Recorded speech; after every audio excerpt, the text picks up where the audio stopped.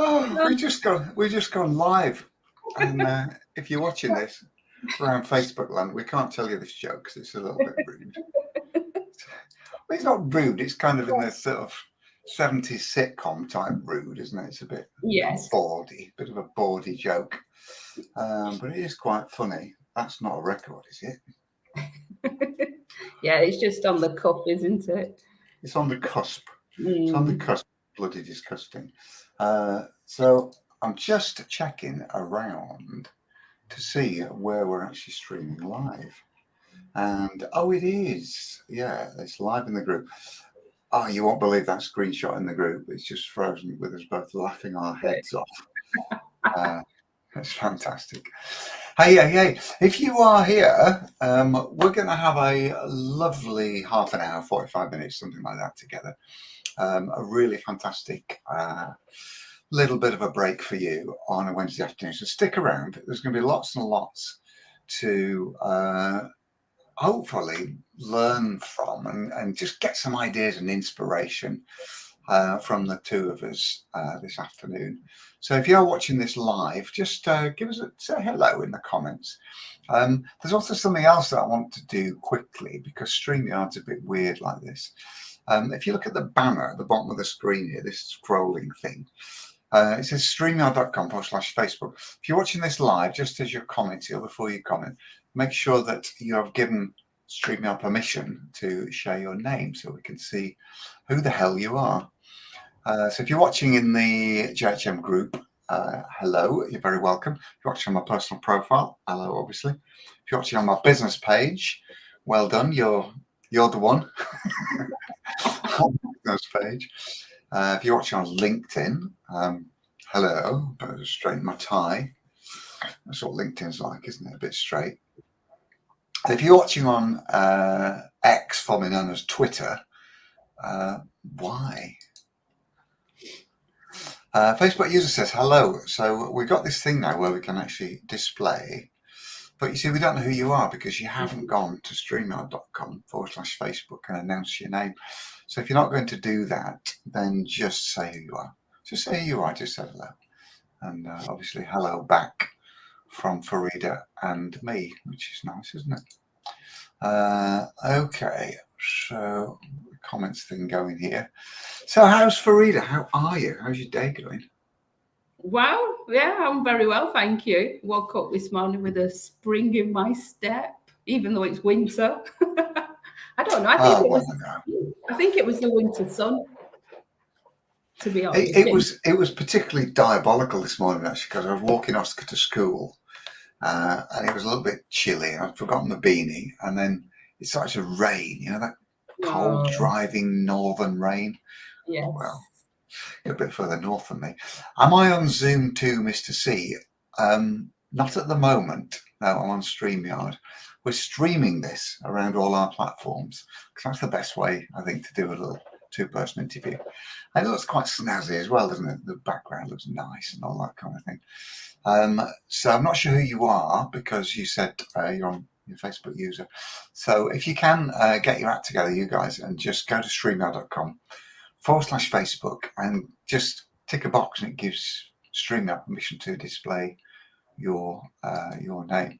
So what we're going to do is we're going to get cracking because this will be a live video which is there forever, as a replay in the group. So lots of people are going to watch the replay as well as watching it live. But the beauty of being here live, you guys, is that you can ask us questions. You can ask Farida about all that kind of stuff. So first of all, Farida, my dear, tell us what you do. What's your modality, just so people can identify with the work that you actually do for people? Right, I'm a certified NLP practitioner, timeline therapist, coach, and hypnotherapist. So that's going to gel with a lot of people here. Who's watching? Who's also one of those things? Give us a yeah if that makes sense for you guys. And how long have you been doing that? How did you get trained? How long ago were you trained for all that? Oh, it was on my mind for about 5 years. and that's whilst I was still working in the NHS. Yes. And it's something because you were a that counsellor in the NHS, weren't you? No. Oh, I was you're in not. I was in leadership and management. So I was working in the corporate section of the NHS. Right, gotcha. Yeah. And But what kind of work did that involve? You know, what were you actually doing for people on a daily basis? absolutely everything. So I was doing performance management, bed management, waiting list initiatives, managing teams of 30 plus, working with the medics, the junior doctors, all the nurses. It was absolutely everything. I did inpatients and outpatients. That kind of work for about 7 years. Yeah, and what triggered your decision to leave and stop doing that? Can you remember one particular thing that made you go, I'm out of here? Yeah, I mean, I've worked in the NHS for 28 years and moved up. You know, I started off as a GP's receptionist and worked my way up. I've not got a degree. I just worked my way up. And when I got to my mid-40s, that's when I started to think, do you know what? It started to feel different. And I thought, can I really see myself here until I retire? You know, and I thought, the R word. Yeah, retire. I don't even like that word, you know. And no, I don't like that word either. I started to feel a bit stuck actually. And my motivation was going because I'd done everything that I wanted to do. Yeah. It was a bit like, it wasn't like I woke up one morning and thought, that's it, I've had this light bulb moment and, you know, I'm going to leave the NHS and I'm going to do this. And it was a bit like drip feeding myself. And there were just these thoughts coming up and thought, you know what, there's something different out there. I want to come out of this. Something more than this. Yeah, I want to come out of the institution. You know, I want to do something different. Not sure what it is, but that didn't matter at the time. And when was this? I mean, how long before you joined the CAB was this thing? Oh, well, I left the NHS in December 2020. So I started kind of 2019 that this started during COVID. So you had about 3 years rowing your own boat kind of thing, putting all this together. Yeah. And where did you get to, would you say, by yourself over that 3-year period? What kind of clients were you seeing? You know, how successful would you rate it at that point? What, in the past 3 years? Well, then before we met, you know, before you joined us on the CAB. I was working with clients one-to-one. You know, to be honest, I came in the online space and having been at the peak of what I was doing, to then leaving all that behind and being at home. Yeah.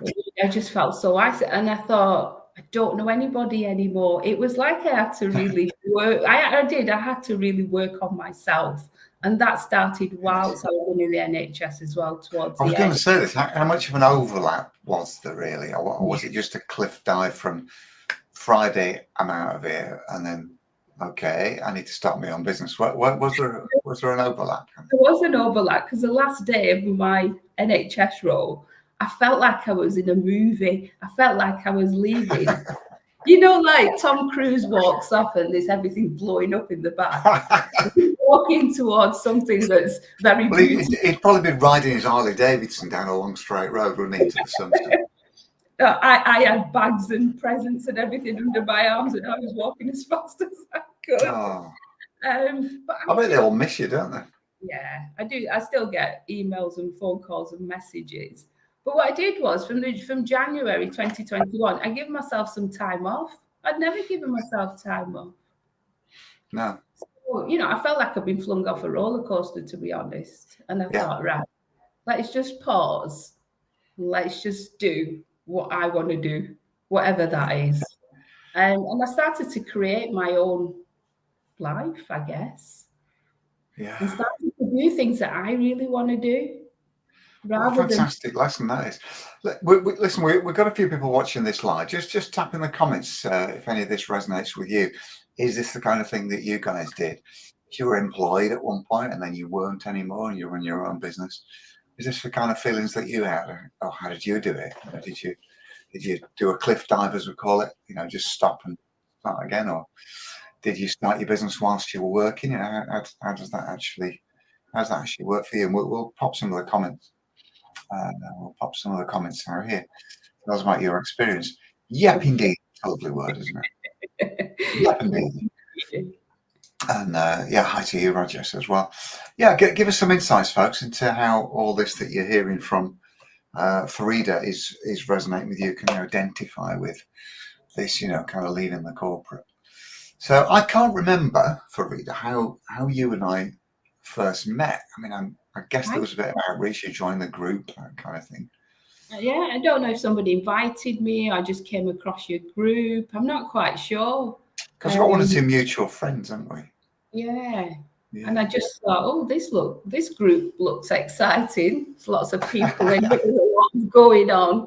And I think it's important to move around when you're on social media instead of, when people say you've got to find your tribe. And people find, and you think, oh, I've got to stick with these people. You don't have to stick with anybody. You move around, don't you? And you kind of... No, you really do. I look back over the connections I've made since 2017, putting this together. Some people, we don't speak anymore. But Answers went from full-time mum into self-employed. Yeah, that's a transition in itself, isn't it? You were kind of self-employed as a mum, I guess. Nobody was employing you, were they? Good stuff. So when you arrived at the CAB, you'd been seeing people one-to-one. Yeah. What was your driver for actually joining the program? What was the main thing you wanted to achieve? Well, I set out last January, my word was determined. And I thought, you know what, this year has to be different than last year. January 2023, January just gone. Yeah. This year, January 2023, my word was determined. Determined to do things differently, determined to make more money, determined to see more clients. How I was going to do that, I had no idea. But I thought, you know what, there will be people out there who can help me. And I had a vision of having a program. I put a program together in my first year. Nobody bought it. I thought you were going to say you had a vision of me then. No, not a vision of you. I came to you in a dream. No, nothing like that. Sorry. That would be nice, wouldn't it? But never mind. So what I did was I kind of drafted something, put it on a Google Doc, and thought, you know what? I'm just going to start talking to people, talking to kind of women who were in my group. Still wasn't quite sure who it was aimed at, but just to get myself out there. And I came across, obviously, yourself in your group. I think we did like a 15-minute audit of my social media, and you give me some pointers, which I did straight away. Because that's right, I remember that. I was really impressed with that. Because whether it's 15 minutes or whether it's 15 days, if you don't take action, even with that one piece of advice that somebody's given you, that 15 minutes is wasted. I could have done something else with that. I know. I know it always pains me that to see people who could just so easily kind of flick a switch and change up a few things and make it better, make it work better, and they just don't. It's such a waste, isn't it, really? Yeah, but don't you think, John, it's the intention as well? Because obviously I booked that call with the intention of getting something out of that call. If you're doing an audit, for me, you know more than me, and you're going to point me in the right direction. In a very narrow field, that's probably true. I'm not sure I know more than you in general. But you know what I mean. So either kind of listen to you and think, whatever Jonny said, wasted 15 minutes, or you know what, I'm going to do what he says. Yeah. Well, that's characterised our relationship all the way through, because I'll just tell you now, Farida joined the CAB. You're still on on my board actually, because I've got 12 months of members then. I can see you joined in July, was it?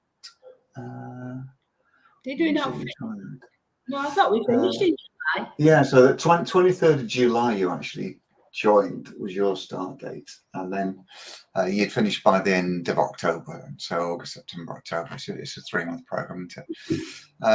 Tell me how things were accelerating, because the time that we were working together, clearly you were hitting all the marks and doing all the assignments, getting things built.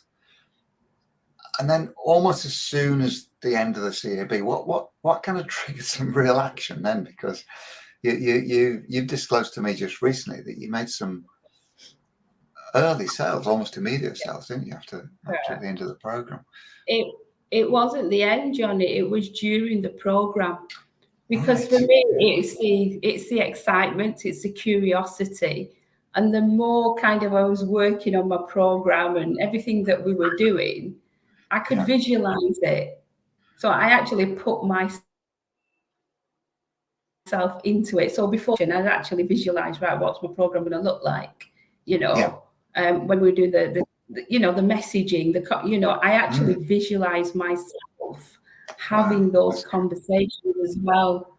Because I think as a coach, we've got a lot of tools and techniques that we share with our clients. That's what we teach them.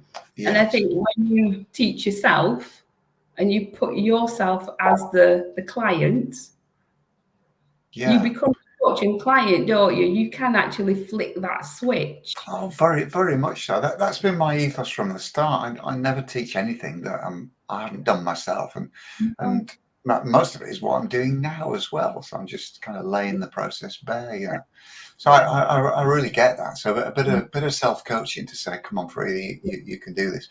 I get the impression with you there was never much self doubt. Is this because of all the work you've done, all the experience you've had over this kind of 28-year career? Would you say? I think that's just me in a nutshell. I do suffer with self doubt. I think we all do. But not to the point where I get paralyzed and I don't do anything about it. I do believe in myself. No matter what I do, whether it's going to work or not, I will still do it. Yeah. If you're watching this live, just tap some feedback in the comments here. Does this resonate with you, or what's your thoughts on self-doubt, and what are your techniques for overcoming moments of self-doubt and kind of wavering a little bit? How do you handle that? Is that something you experience regularly? Just tap some thoughts in the comments, and we'll talk about it on the call. Just to add on to that, Jonny, when I was leaving the NHS, there was a lot of people who had their own self-doubt, and they were saying to me, I can't believe you're leaving. You're leaving such a good wage. You're at the height of your career. And it was more like, oh God, what are you doing? I said, I've got a plan. So I saved up enough money, that I could live basically if I didn't work. And I thought, if the worst comes to the worst, I'll get a part-time job. Yeah. It doesn't have to be a career. The part-time job doesn't have to be a career. If I need the money, I've got so many skills. Of course you have, yeah. No, of course you have.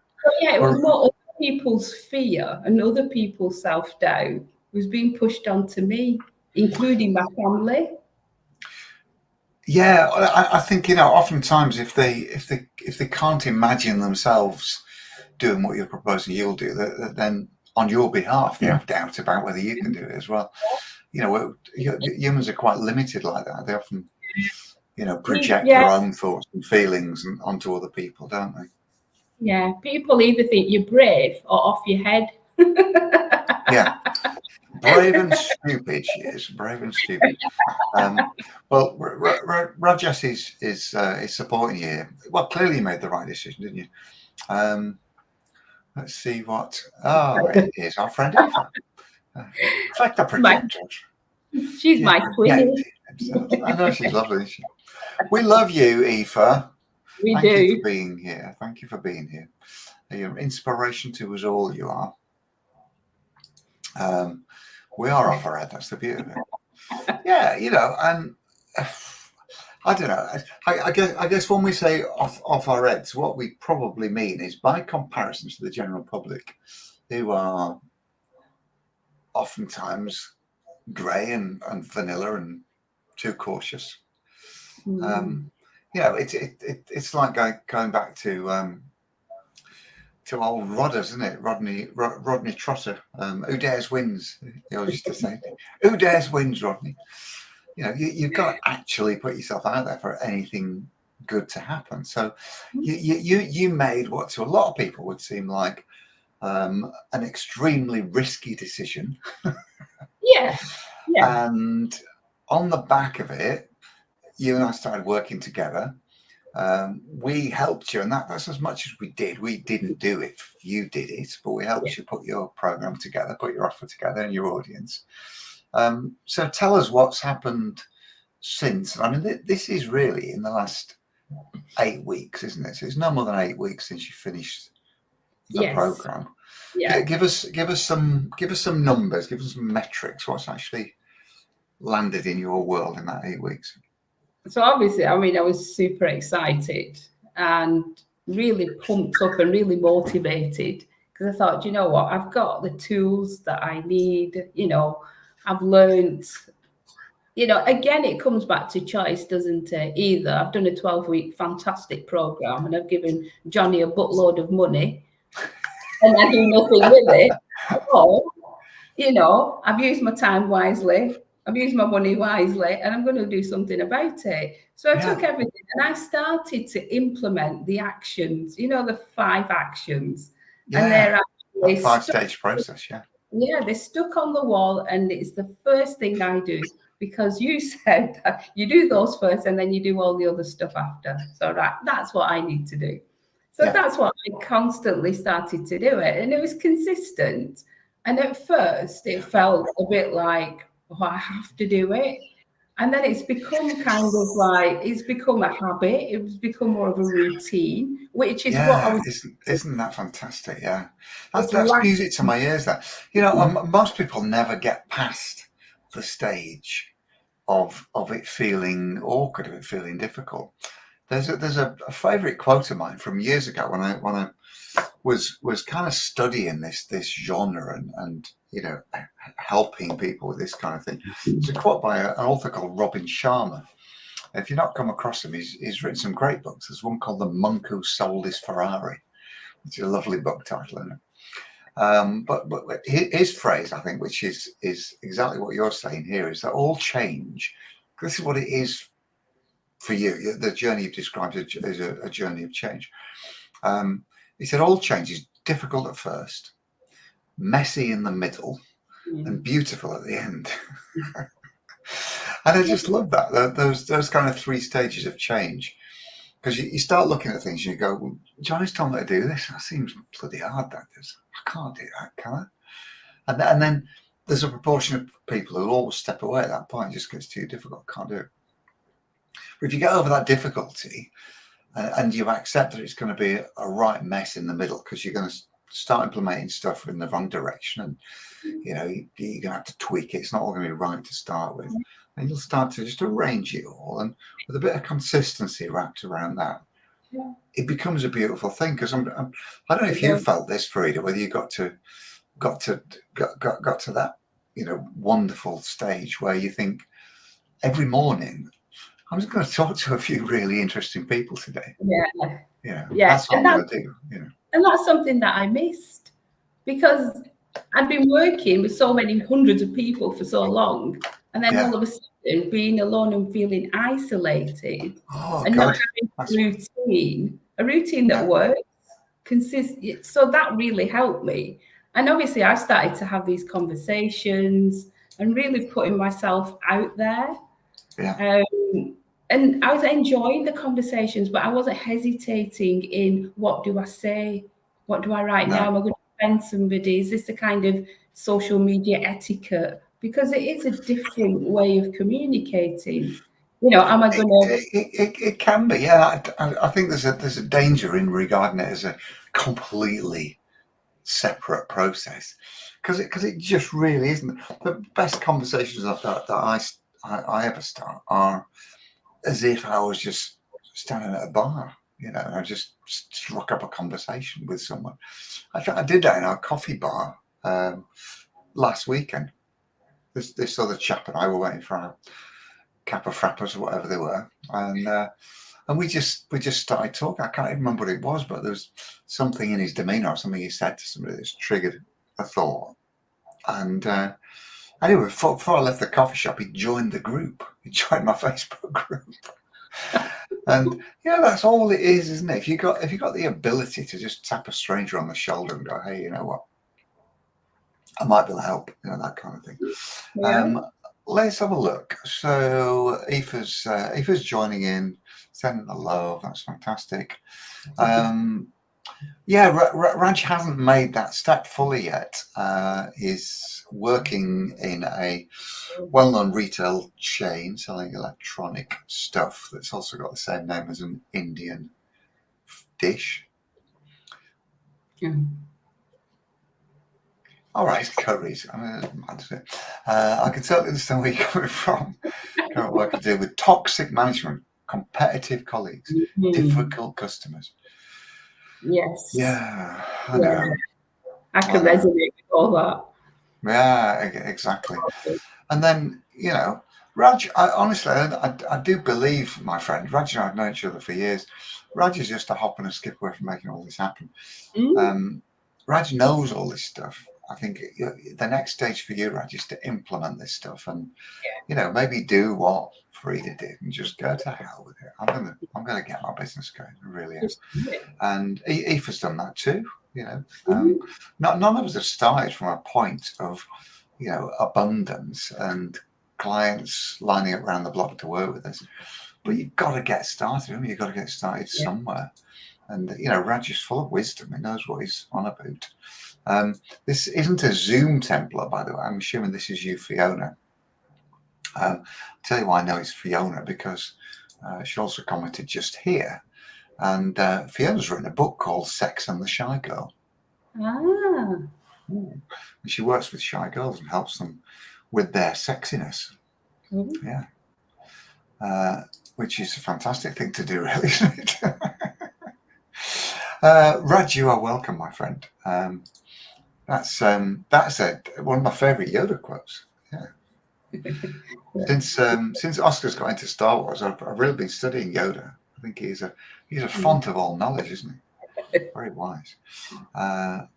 I don't necessarily agree with the way he reverses all his sentences, but it's quite an interesting way to talk, isn't it? Talk again, we must. Yeah, exactly. So, Farida, you haven't given us the metrics yet. So, what actually happened after you launched yourself out of the CEB or toward the end of the CEB? From then till now, you have been launching. You've been offering a signature program. What's the cost for that program? £3,475. Yeah. So nearest damn it, 3.5. Yeah. How many places have you sold on that as we sit here today? 3. So 3 so far. Yeah. So I signed up 2 clients in, where are we? December, last month. Yeah. And I've signed up another client that starts in January. And these 3 clients are November, that was, from other Facebook groups. So they weren't even in my audience. Yeah, that's fantastic. It's such a nice way to do it. What Farida's talking about here is what we term the OPA, the other people's audience. And this is simply the easiest way to build an audience of your ideal clients from scratch, is to collaborate with other people who've already got an audience of your ideal clients. And one by one, those people will then become members of your community as well. So you're not nicking clients, you're not nicking members of other people's groups. There's no ownership of group members, but they just happen to join your community as well. So what specifically have you been doing there? What's been your technique, to get people who are in other people's groups and get them to resonate with you in your group? I've been hanging out in other people's groups and actually commenting where people are asking for advice and help. That's how I've got a couple of clients, and I'm actually going out and putting myself out there to do. I've contacted the admins and lined up some master classes as well, which I've never really done before, but I'm just going to go and do it. I bet you've done group trainings in real life, haven't you? Yeah, I've done lots of presentations, Jonny. Seminars and things. Yeah, I stood up in front of lots of people, and I've kind of done all that. I just find sometimes I did struggle with the online energy. I'm very good in person. I love to walk around and move my arms, and I love to do all that. And I feel sometimes at a desk, I feel restricted. So I thought, right, it's a different vibe for sure. But if you've done it in person, you can absolutely do it online. The one thing you could say about it is that it's easier to control the environment, isn't it? Yes. Because you're just right here. The other people are on their cameras as well. Provided you can engage them, they're more of a ready audience for you. Let's have a look. Yeah, well done on gaining 3 new clients. Yeah, fantastic. I mean, it's the numbers don't lie, do they? And generating £10,500 of the revenue in pretty much from the first one to the third one is, as I say, it's less than 8 weeks, isn't it? Yeah. I mean, that has to be. Look, it's not all about the money either, folks, is it? All of you watching this are going to be concerned about your clients, about impact, about helping them, and that kind of thing. But the money is the token that demonstrates how successful you are at doing that. So we shouldn't not focus on the money at all. But I'm guessing that more than 10 grand in 8 weeks is probably more than you're earning at the NHS, isn't it? Yeah. I mean, you are underpaid in the NHS. Probably take you twice as long in the NHS to earn that. And it's harder work, isn't it? Working full time as well. 12 hours a day, 5 days a week, but not switching up at night either. Yeah, no, that is crazy, isn't it? Yeah. That is crazy. And just ask for the name of your program. Well, I'm guessing, because Farida's very, very good at this, if you go to Farida's profile, there'll be a link to your group resources there, won't there? Yeah, there's a link to my group, but if you won't, there's a link to my group in there. So join the group, and by all means. Well, what is your program called? Thrive Her Success Blueprint, and it's a holistic program. And this is the feedback that I got, because I've combined the mindset, the sales, and the marketing. So there's a combination of one-to-one and group coaching in there, but it's not just coaching; it's coaching and therapy. So there's a combination. I envy you as a practitioner, and a lot of the other people in my group.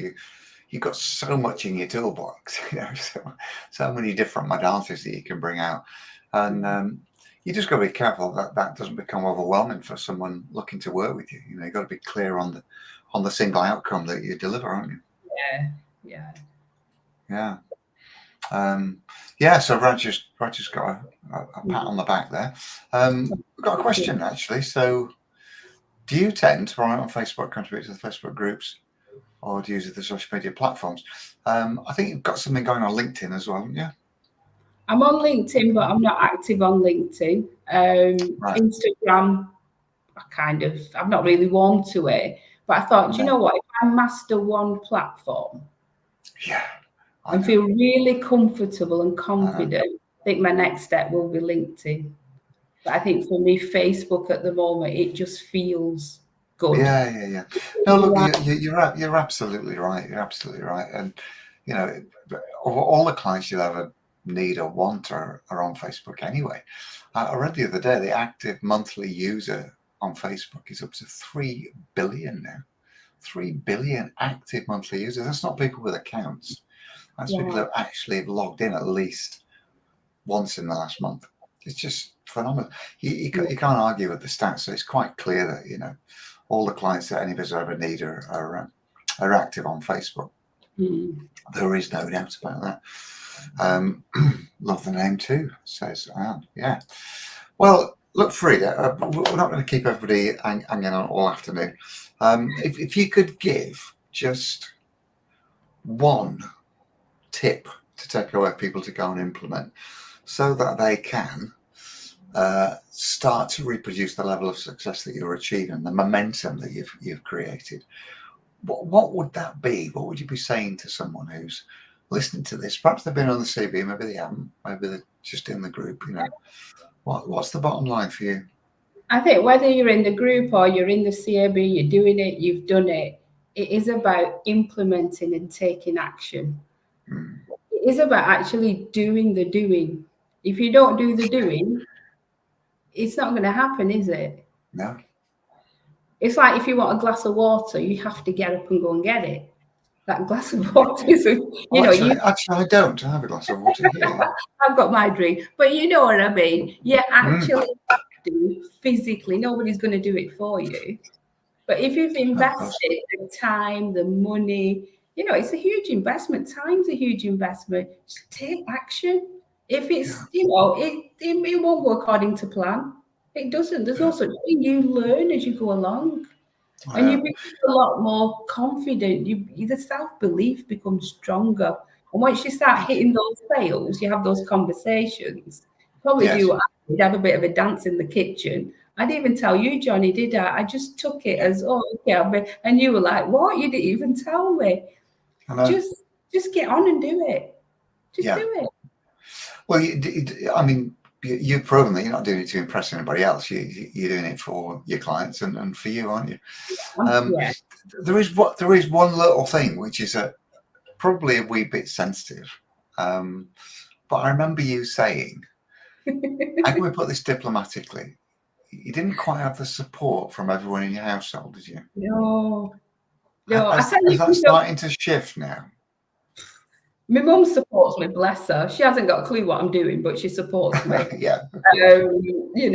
brother supports me, but my husband's like, nah, it's not going to work. It's never going to work. You'll never make any money.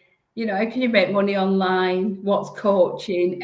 He's thrown everything you could possibly think of. And can you see that ice starting to break now? Is it kind of moving a little bit towards and going, maybe there's something in this? Shifting a little, but it's like, it's probably short-lived. So that's the next step for him.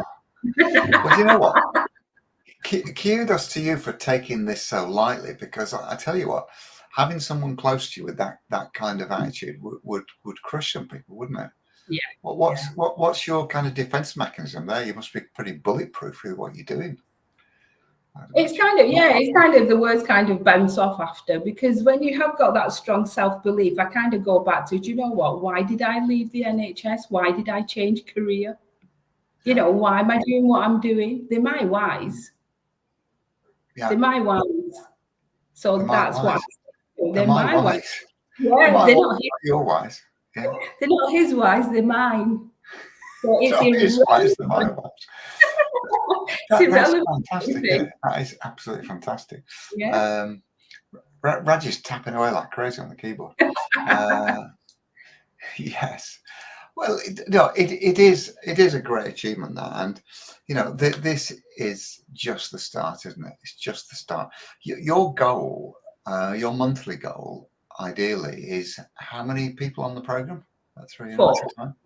4. So you've designed a 14 grand a month blueprint, haven't you?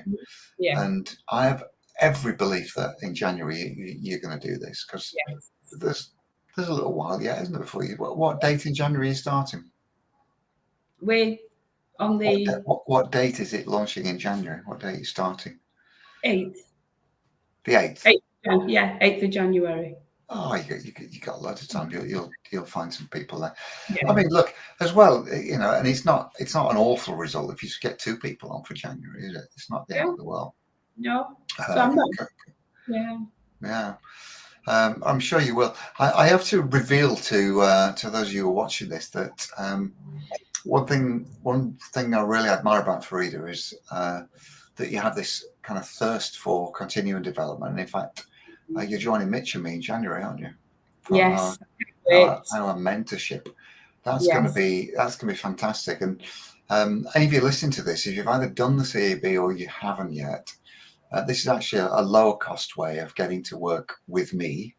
And the redoubtable Mitch Miller, who is a fantastic character. He's a Canadian copywriter and entrepreneur. He's actually based in Thailand. So he's one of these guys that you look at and you think, he's living an aspirational life. He's done stuff that, a lot of us would only dream of, and he's just gone and done it.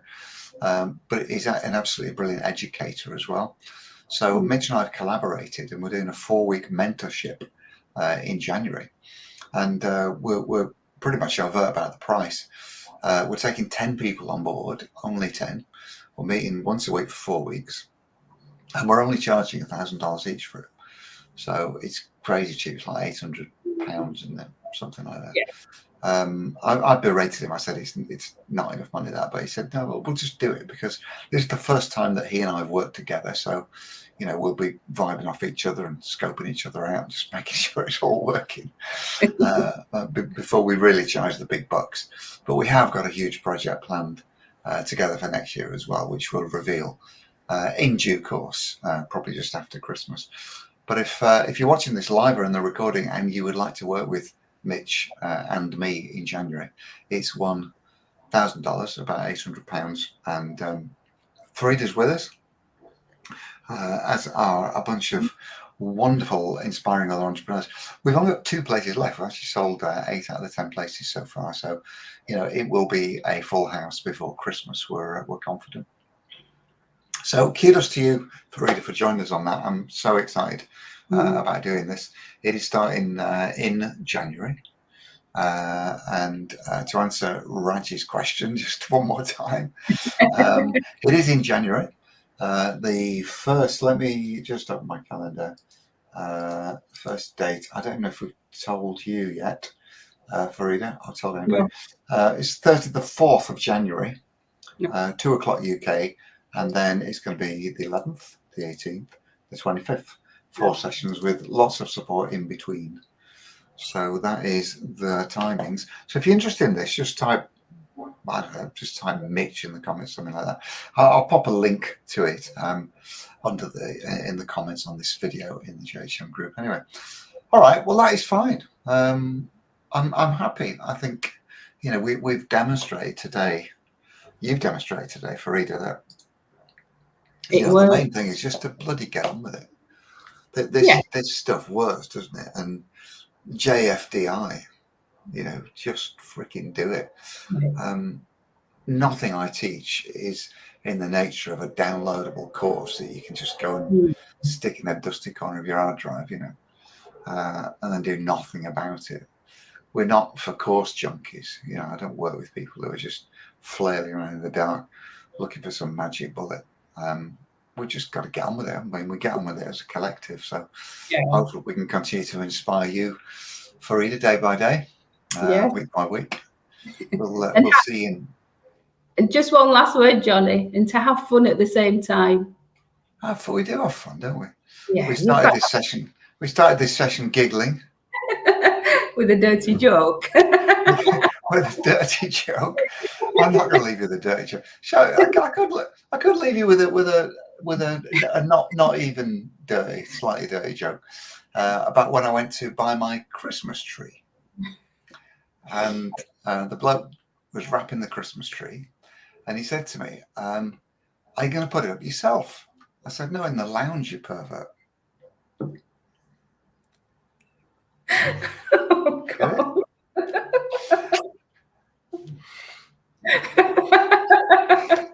Are you going to put it up yourself? No, in the lounge, you pervert. Oh, Jonny. Jesus. Oh, Jonny, says Farida. On that low note, I think we'll leave it for today. We'll see you all for the Christmas party, the JHM Christmas party, which won't be here in Streamland. It will be in Zoomland on Friday at 4 o'clock.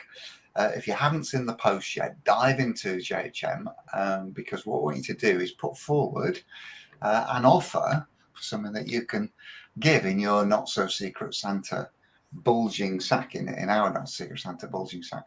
We have £22,000 worth of value in there already from some of the wonderful practitioners around our group. So if any of you fancy not necessarily donating for free, but giving a discount, a nice offer on something that you want people to join, then we'll name check you at the party on Friday in between all the frivolities, and people can pick up your work from there.